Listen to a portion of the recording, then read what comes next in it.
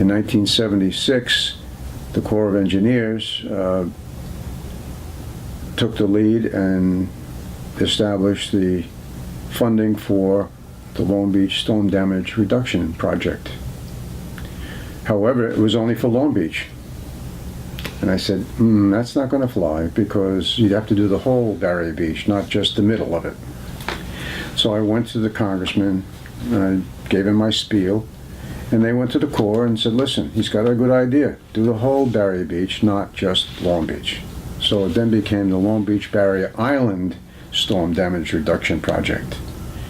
And it's just started 6 months ago, after 30 years of waiting. Sand project, the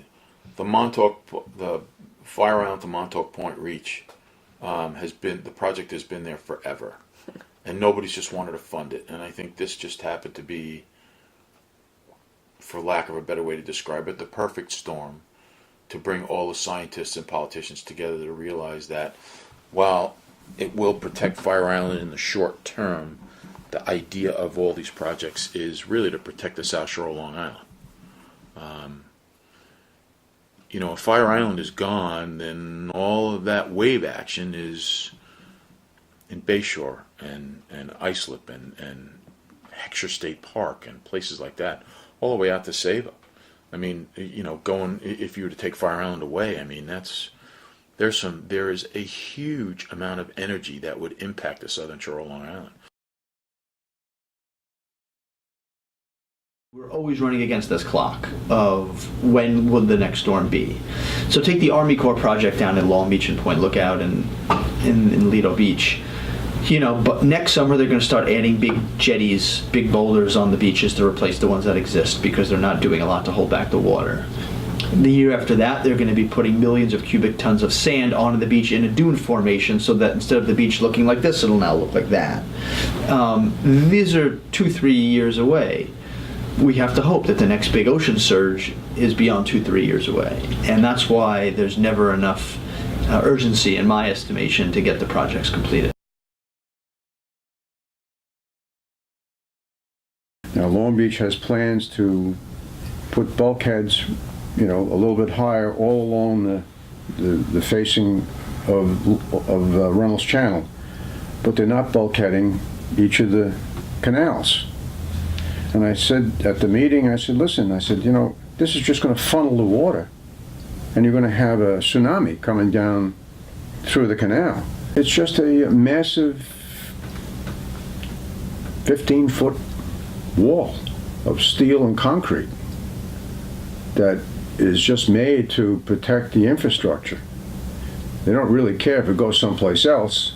All they want to do is maintain the sewer plant, the water plant, and the electric plant, So it's just preserving their infrastructure there, not thinking long term in terms of where it's going to go, what's going to happen as a result of that wall.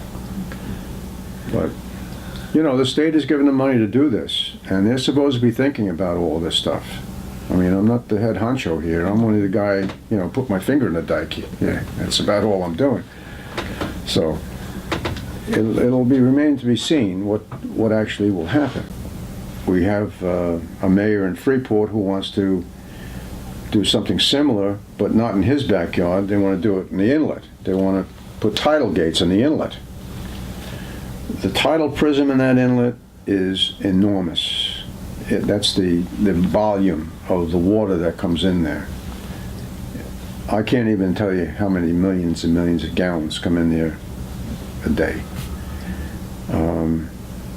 They say, oh, well, they have them in New Bedford, they have them on the North Shore, they have them all here, there, and everywhere. I says, yeah, they do, but they don't have 600,000 cubic yards of sand coming down through the littoral drift every year and going into that inlet. It'll sand that thing in and won't be able to close it. You're going to have the Army engineer in there every 6 months. So I don't know what to say about it. It's just a fix for them, but not a fix for everybody else. So I think it needs a little more thought.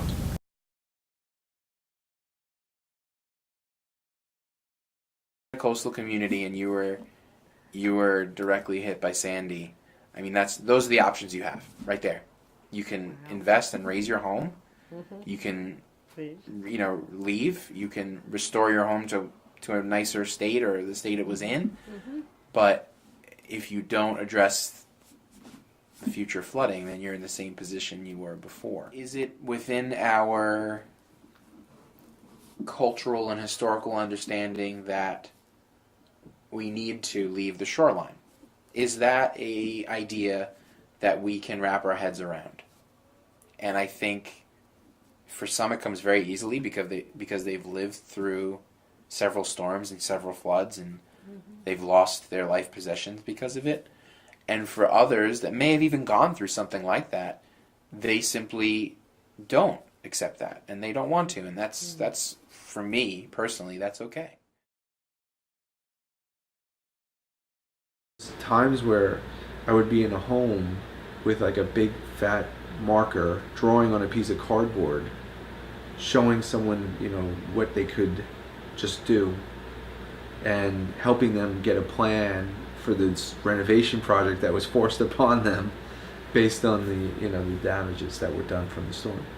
These are our roots, for generations now, which is great. So I'm thrilled to be able to be here as a stable, in the community person that is not planning on going anywhere.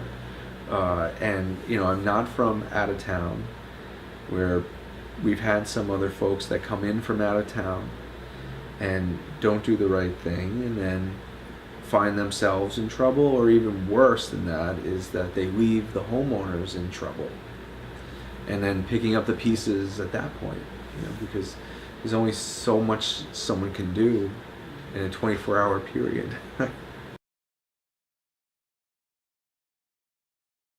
Being more sensitive to how these houses are going to be fastened and how they're going to be constructed and secured.